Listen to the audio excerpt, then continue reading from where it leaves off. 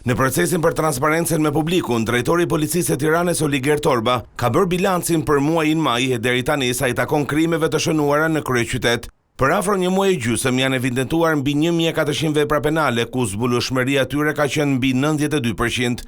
Po këto vepra penale janë identifikuar 1376 autor të dyshuar, nga të cilat 247 janë vënë në pranga, arrestuar dhe ndaluar, si dhe janë proceduar 1055 në gjendje të lirë, si dhe janë shpatur në kërkim 60 autor.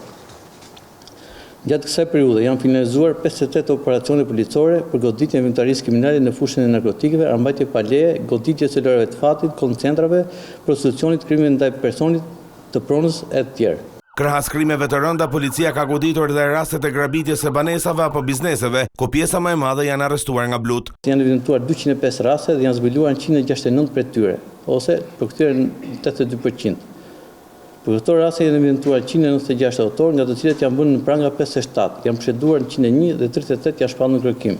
Gjatë kësaj periudhe janë sekuestruar dhe disa makina me vlerë deri në 500.000 euro. Janë zhvilluar 6 operacione të kënduar stall line me objektiv goditjen e rasteve të trafikimit të mjeteve motorike të vjedhur jashtë shtetit, ku janë sekuestruar 6 automjete në vlerat 50.000 deri në 500.000 euro. Për këtë rast janë proceduar 6 shtetas. Ndërsa drejtori i policisë kufitare në Tiranë, Ermal Haxhi, tregoi shifrat e fluksit të turistëve në Rinas për muajin maj.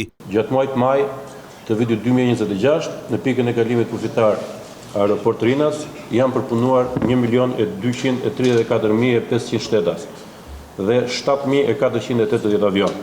Fluksi maksimal i regjistruar brenda 24 orëve ka arritur shifrën 47.350 shtetas dhe 270 avion të përpunuar brenda 24 orëve.